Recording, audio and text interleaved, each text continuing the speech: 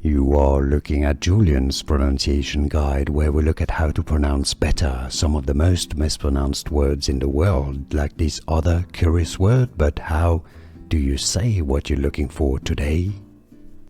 Let's learn how to pronounce this name. This is originally a biblical name, so if you want to learn more names from the Bible, make sure to stay tuned. It's a male given name that can be pronounced different ways because it comes from Hebrew.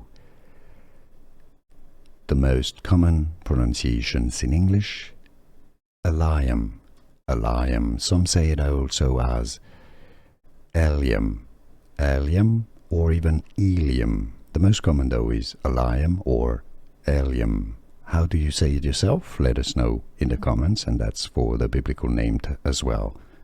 Let us know, it'd be interesting to know.